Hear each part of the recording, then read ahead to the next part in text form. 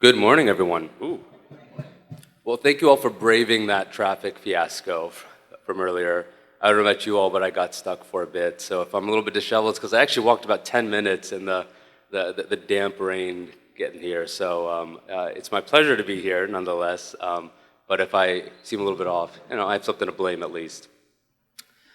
So I have the pleasure of reviewing the precursor conditions to multiple myeloma and a little bit about frontline management of myeloma. It's a little bit of a daunting talk to give in 25 minutes, so I'm going to see if I can do it in 26. Okay? So with that, let's dive right in. These are a list of my disclosures.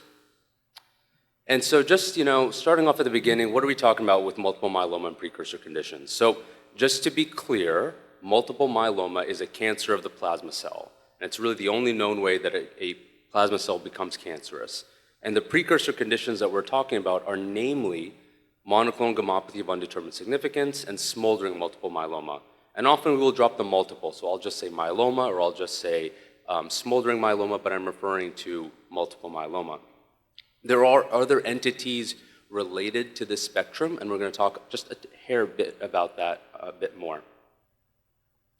So this is kind of the basic spectrum that we see of progression. These are the, quote, monoclonal gammopathies because they are defined by a monoclonal protein.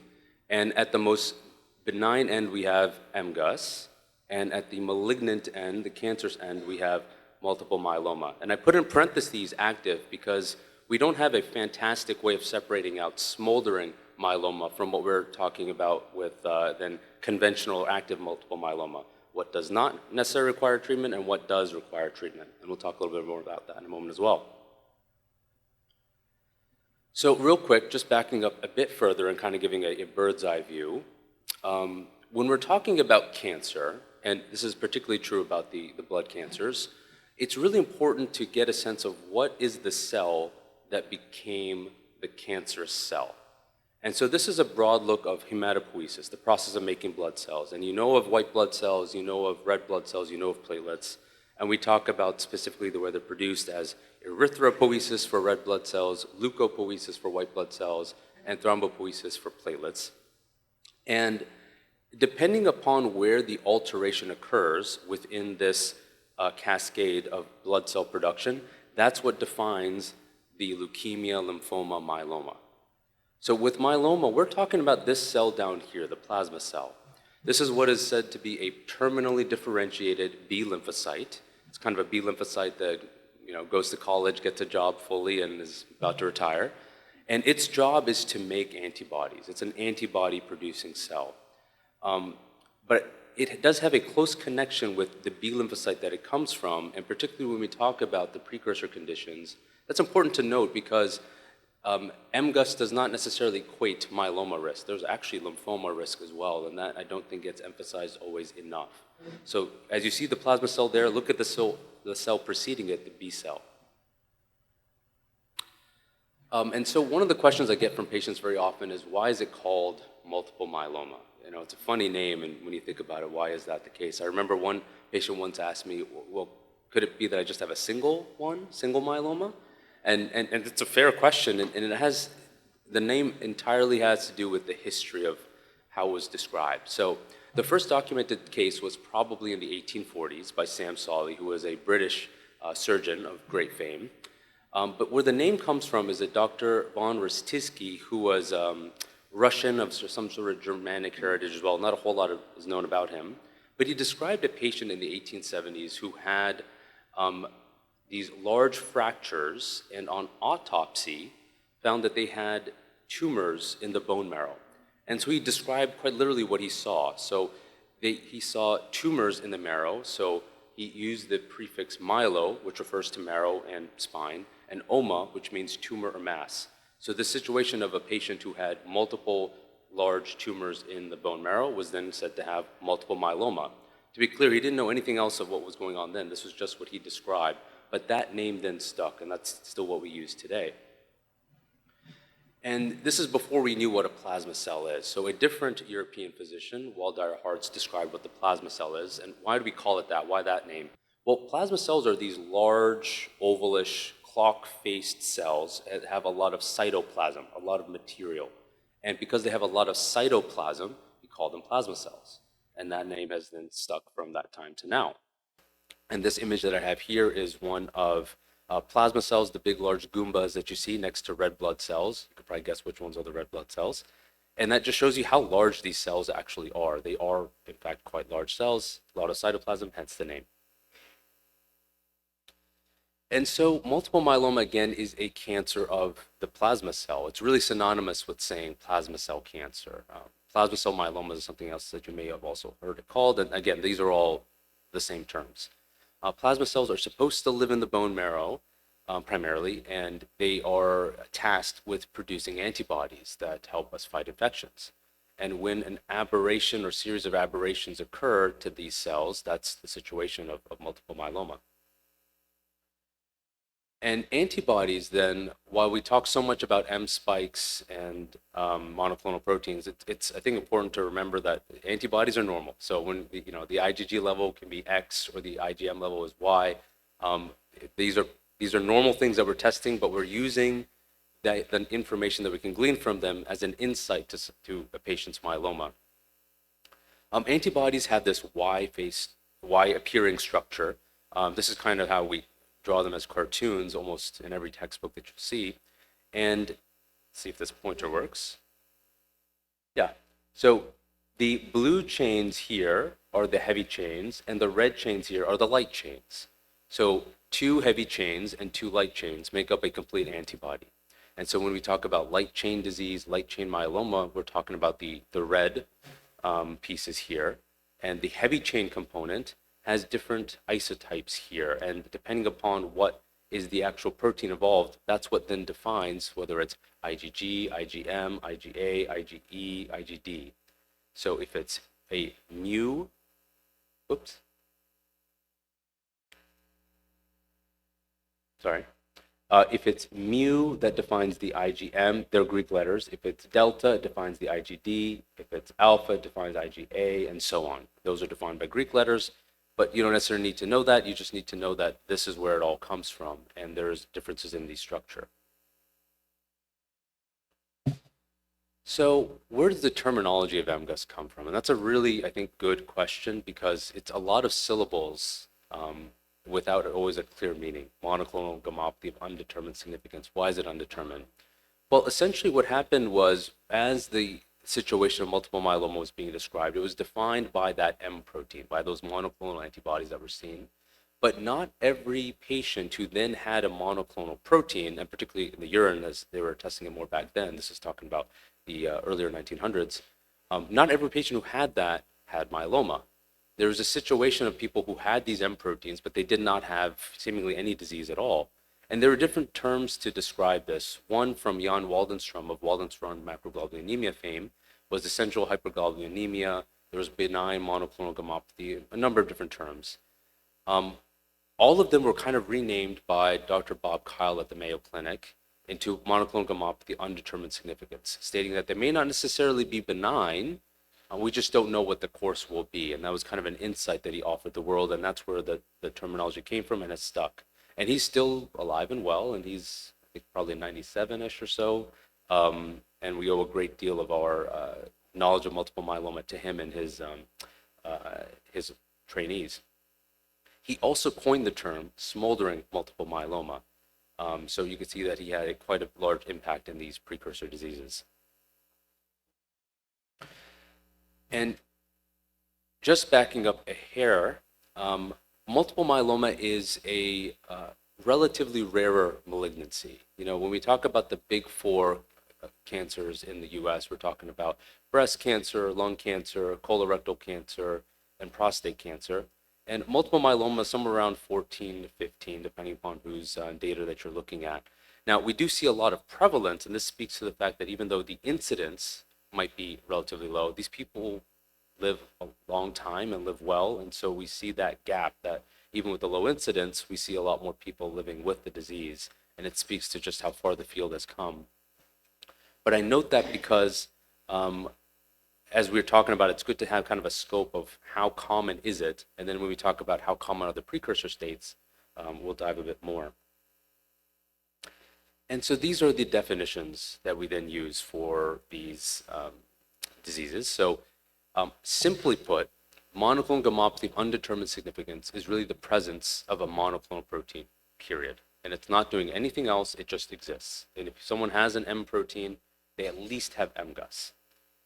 And then if that M protein is quote unquote too much for comfort, you could say, or if the cell that's making it is too much for comfort, that's what we have defined as smoldering multiple myeloma. And those specific criteria, if the M protein is more than 3 grams per deciliter in the blood, more than 500 milliliters per 24-hour period in the urine, or if the plasma cell percentage in the bone marrow is 10% or greater.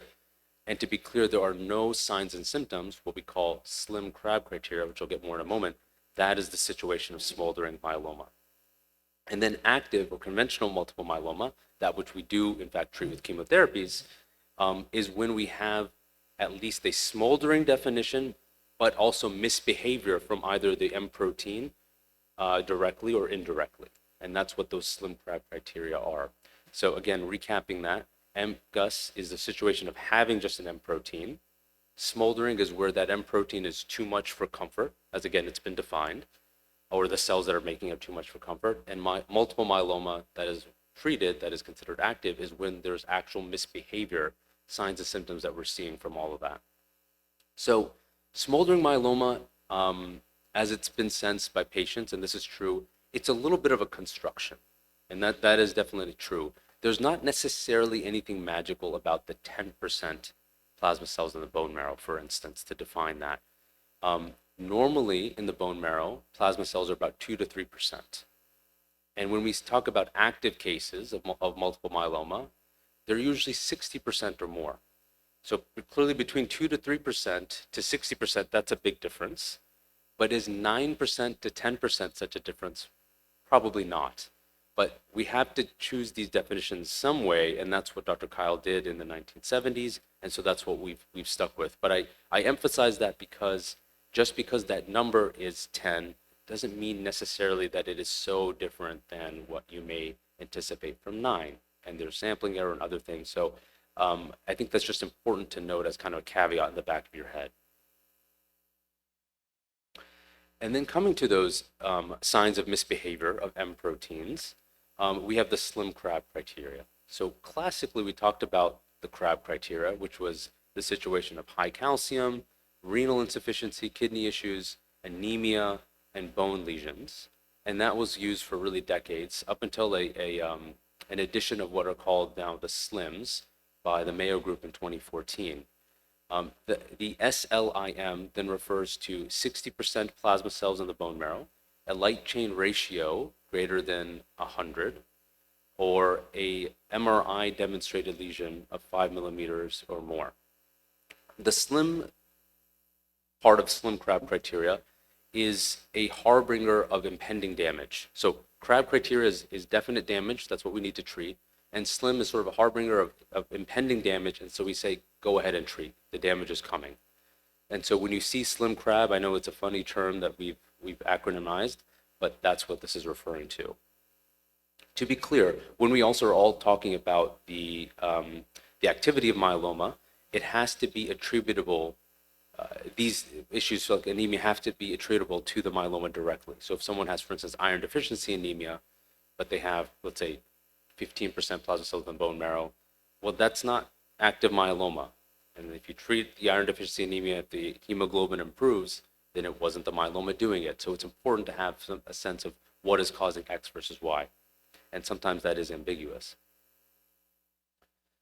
And delving a little bit more into MGUS, we often break it down into non-IgM MGUS, IgM MGUS, and light chain MGUS. Most commonly, what we see across the board is IgG.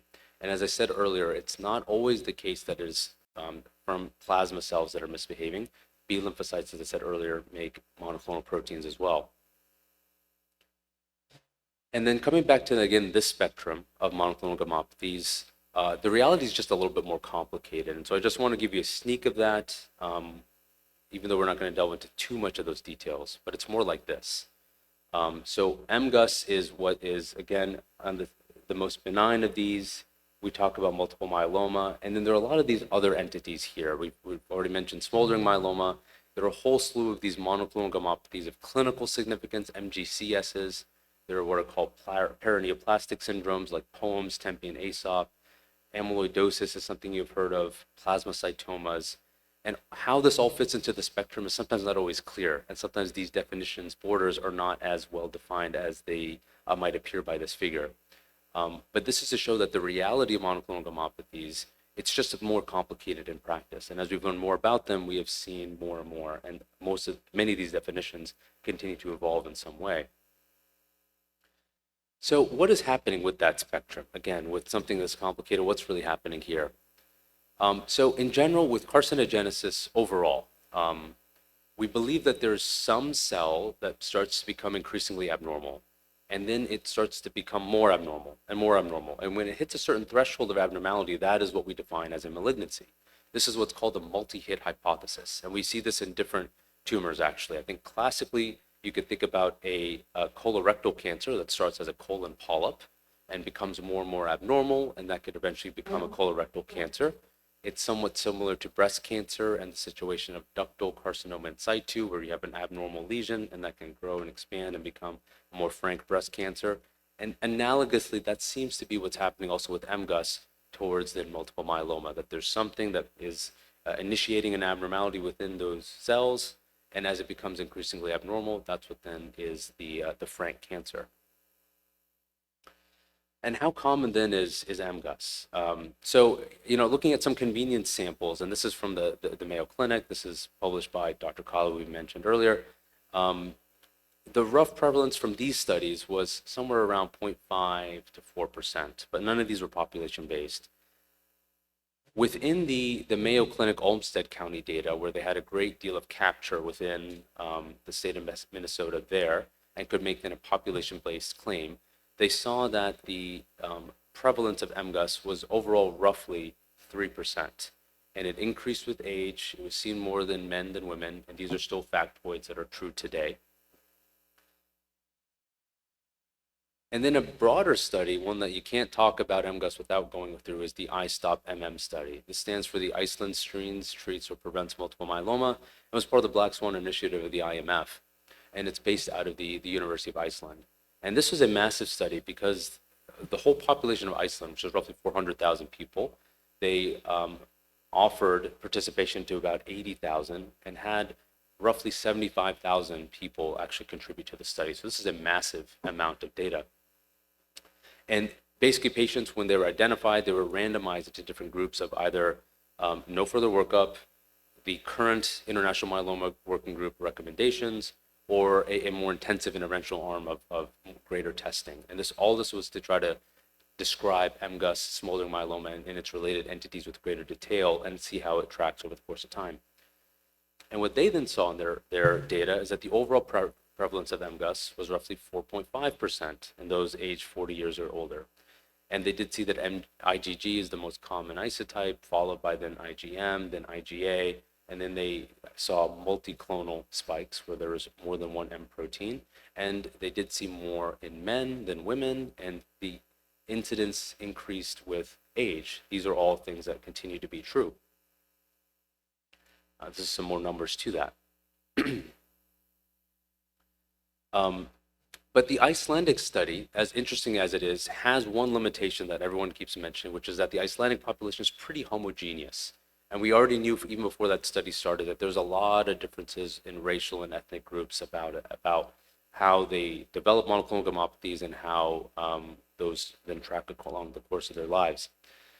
This is one study that speaks to that. This is from NHANES, which is a big nutritional survey that was started by the CDC a number of years ago, where a group of myeloma researchers used stored samples and ran protein electrophoresis off them to then see what was the underlying situation of monoclonal gammopathies there. And they saw in this sample, and this is very large, this is an American sample, that MGUS was about 2.4%. And so you're seeing some similar numbers, 2%, 3%, 4%. And what they saw interestingly here was that they saw a great deal more MGUS, or I should say more broadly monoclonal gammopathies, in Blacks and African Americans than in whites. And in this sample, they saw more in Mexican Americans. But to be clear, from daily data, we know that Hispanics actually kind of have a broad range of monoclonal gammopathy risk. Some have more, some have less. And then what's not seen here is in Asian Americans, that seems to then be less. And this is all very much unexplained. No one knows why this is, and whoever figures it out will be, I'm sure, very famous and popular in the field.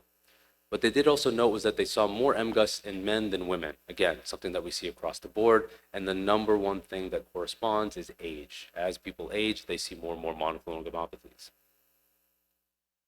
And so just some basic then details. So MGUS is present in roughly 3 to 5% of the population above the age of 45 to 50. It's twice as common, roughly, in Black Americans, African Americans, compared to white Americans. More common in men than women. By some data, up to about 17% of Black Americans, African Americans have a monoclonal protein. And the rate of progression, which I'll talk about more in just a moment, is roughly 1% per year. I'll go into the data where that comes from, but it's roughly 3 times higher in the high-risk group of African Americans, Black Americans. So then talking about progression, and again, this is why we care about MGUS, because we care about it progressing. The roughly 1% per year, which is seen all across the internet, really comes from the Mayo Clinic data, looking at a sample about almost 1,400 patients across 1960 to 1994. And this is, in fact, a rough sample. It does sort of tail off at the end of that, but this is where that comes from. There are, to be clear though, other risk models out there as well. I'd like to highlight one, which is the Pangea model, and there's actually Pangea 2.0 coming out shortly, developed at Dana-Farber, where it takes parameters that patients often have from just their blood work and if they have a bone marrow biopsy, and creates a sort of a risk table there that you can see. The red line actually represents the probability of progression from MGUS to something beyond smoldering myeloma or active disease. And the gray bars represent uncertainty. So you can see how the gray bars tend to spread as time goes on, which makes sense. We can be a little bit more certain about what happens in the next year-ish or so, but we're much more uncertain about what happens in 5 years or 10 years and beyond. So this is, again, just one model, and none of these models are perfect. It's said that all models are wrong in statistics. All models are wrong, but some are useful. And so this is one thing that offers just a little bit of insight potentially. And guidelines for MGUS are kind of all across the board. So there are no great consensus guidelines, is kind of the bottom line that I will say. But a rough rule of thumb is monitoring every 6 to 12 months. A question that always comes up is who should get a bone marrow biopsy? By and large, we do bone marrow biopsies if we, in fact, think that the MGUS is not misbehaving or tied to anything else. That's kind of the simplest way to put it. So if we don't have unexplained anemia, kidney issues, if the light chain ratio is low, if the M protein quantity is low, those people don't need a bone marrow biopsy. But nowadays, we will are a bit more liberal in marrowing if we have any sort of doubt. One tool that we sometimes use is a calculator from the iStop-MM study. To be clear, this is a beta tested calculator. It has not been externally validated, but it gives some insight that based on certain blood parameters, what's the likelihood that someone might have underlying smoldering myeloma or something beyond? And if so, please go ahead and do the marrow because you may find something that the patient needs to know about. And it's a tool, it's not by any means definitive, but this is one thing that is in the works, and there's more that is soon to be coming. The main risk factors for MGUS, as I've stated, are age, really number one. Sex, after that, with males more than females, and race, ethnicity, as I described. There are possible other associated risk factors, and these are controversial. Some things support, some things don't, such as immunocompromising situations, inflammatory and autoimmune conditions, things like smoking, diet, obesity, unclear, not bona fide risk factors, but sometimes we see suspicion of them in studies. And why does MGUS occur? So simply put, we don't know. It seems to be kind of bad luck. But looking at some genomic studies, there are early alterations in chromosome 14. Chromosome 14 is where the immunoglobulin heavy chain lives. So go back to that antibody diagram, the big blue chains. And it seems that alterations in that is associated with about 50% of MGUS situations. Now that still does not explain another 50% of them, but that's one insight into why that may occur. And if you look at like high risk markers for active myeloma, 4, 14, 14, 20, et cetera, that chromosome 14 is essential. So coming back to our spectral monoclonal gammopathies, let's dive a little bit into smoldering myeloma, and I'm going to go a little faster in light of time. So smoldering myeloma, as I said earlier, is a situation of multiple myeloma. It is a malignancy, but it does not have the misbehavior that characterizes it to be active and hence warranting chemotherapy. If you take a broad look at everyone who has myeloma across the US by some data here, roughly 14% are deemed to be smoldering.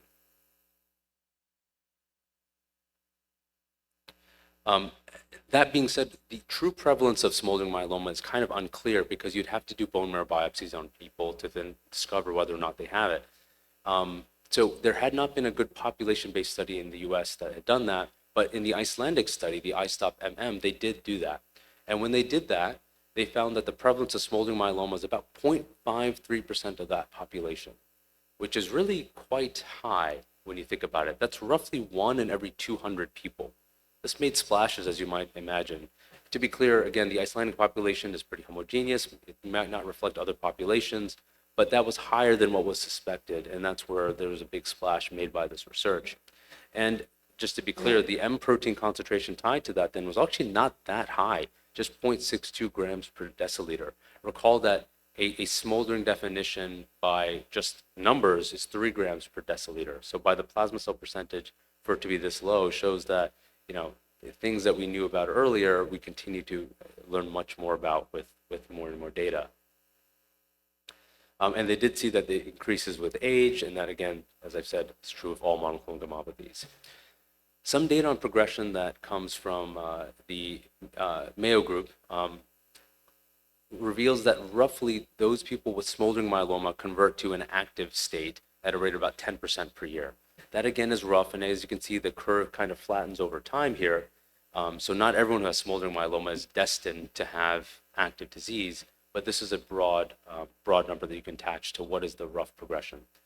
But that being said, we know that there are some people who seem to progress much more readily to active myeloma and those who do not, and there's been a number of different risk models to try to capture that. The PATHEMA model is one from the Spanish group, and Mayo has 2 models. And the one that is conventionally used right now is the 2220 model now. And the 2220 model, this is the paper that supported it, uses data that you will get from just basic blood work and potentially from a bone marrow biopsy. And that is with bone marrow plasma cells, 20% or more, an M spike more than 2 grams per deciliter in the blood, or free light chain ratio of involved, uninvolved, 20 or more. We create these curves of who is then high risk, intermediate risk, or low risk. And there's an updated version, which I'm going to get a little bit more into with details, that includes the cytogenetics that may be garnered from a bone marrow biopsy.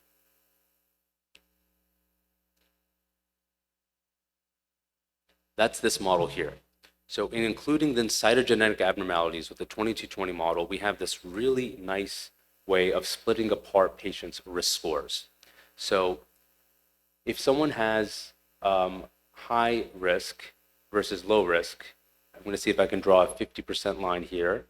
I want you to take a look at 50%. Half will progress in the high risk group under roughly 2 years to active disease. But then 50% going all the way across for this low risk group, they don't even progress at 10 years. And yet this is all smoldering myeloma. So it speaks to how heterogeneous of a condition this is. And these risk models will continue to evolve as we have more and more information. So when someone does have smoldering myeloma, that's the first thing that I want to know is what is their actual risk score. Some people have much more impending risk of active disease and others do not. And this is where then the controversy comes in of should we actually be treating those with high-risk smoldering myeloma if that risk is that much more imminent? That would be the topic of whole day of discussion, way beyond the scope here. But just to give you a little bit of insight into that, it's actively debated. It has been tried with different drugs such as lenalidomide dexamethasone, daratumumab, and while we can certainly prevent progression, it's not clear that we're changing overall survival. So that's still very much a controversial topic. So by and large, smoldering myeloma is not treated, but there is consideration made for high-risk smoldering, and the preference really internationally is for clinical trials. So again, back to our spectrum of monoclonal gammopathies, and you can see with the heterogeneity of smoldering myeloma, that's why I split it up like this, because they are so different from one another.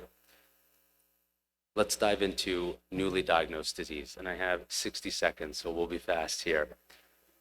So there are a lot of different guidelines for how to treat, and we are fortunate in myeloma that we have so many different options for treating multiple myeloma overall. What is kind of the bedrock is the NCCN guidelines, but those are in some ways clunky. They are truly comprehensive. They don't necessarily represent what we do in active practice. What people tend to follow are more smaller expert-based guidelines, and one of them is the M-SMART guidelines that come from the Mayo Clinic group. Broadly speaking, when someone is newly diagnosed with active multiple myeloma, we divide them into those who are transplant eligible versus transplant ineligible. That's often based on performance status, age, comorbidities, and then those who are high risk or standard risk. So these are very broad categorizations with a lot of individuality to them. And this is the M-SMART guidelines, high risk versus standard risk groupings. So if someone, for instance, has high-risk cytogenetics, if they have certain numbers that are unfavorable, if they have extramedullary disease, that is disease outside the bone marrow where plasma cells do not belong, all of that is high risk. And the cytogenetic lesions that we get from a bone marrow biopsy that portend high risk are included right there. And so then if we take the transplant ineligible population, so those are people who are older, who have more comorbidities, this is the broad way of how it's treated. So whether standard risk or high risk, you see that there's actually a fair bit of similarity. And this in part speaks to some of the trial data that has come out recently, particularly this trial with IMROZ here. So it used to be that patients would get doublets. They would get just a two-drug combination, like lenalidomide, dexamethasone, Velcade, dexamethasone. And then there was a splash with triplets, 3-drug combinations. And the classic one there is RVD, lenalidomide, Velcade, dexamethasone. And then more recently now, we have the quadruplets, which then includes an anti-CD38 monoclonal antibody attached to that. So daratumumab primarily, isatuximab secondarily, again attached to the RVD backbone. So in general here, patients are preferred to be treated with a quadruplet, or they can still be treated with a triplet depending upon the situation. So there are options there. And then for the transplant eligible folks, and again, acknowledging that I'm over time, I won't delve too much into this. I want to just point out the similarity that you may then see here, that the approach is actually quite similar between the standard risk and high risk groups, in that they are given a quadruplet treatment. And then there is, I'll suffice to say, a transplant discussion with preference given to transplant, especially in the high risk population. And then after that, there's some sort of maintenance therapy. Transplant, as you all have probably seen and heard about more and more, is very much a questioned tool in the toolbox, as we have more and more tools within that same toolbox, but continues to be a standard of care right now. But again, as trials come out, that may evolve further. There's the potential that we might see it fall off one day. With that, I want to just note that M-SMART is just one guideline. This is just a very rough overview, bird's eye view of how patients with newly diagnosed myeloma is treated. Ideally, people are treated to their situation, circumstances, medical history, and preferences. And that is what I think is the bottom line to that. And I want to just make a note of whether MGUS, smoldering, or active myeloma, I think it is beneficial for patients to always see a specialist at least once, because as we've seen, some of these details can get sticky and the data is constantly evolving. With that, I would like to summarize and say that there are a lot of entities within the family of monoclonal gammopathies, namely though MGUS, smoldering myeloma, multiple myeloma. They're more common than once previously believed. Smoldering myeloma is a very heterogeneous entity. Most patients with MGUS will not actually develop any further problem. And newly diagnosed myeloma has a great number of treatment options, with quadruplets becoming the preferred. With that, I thank you all for your attention. I appreciate you being here today.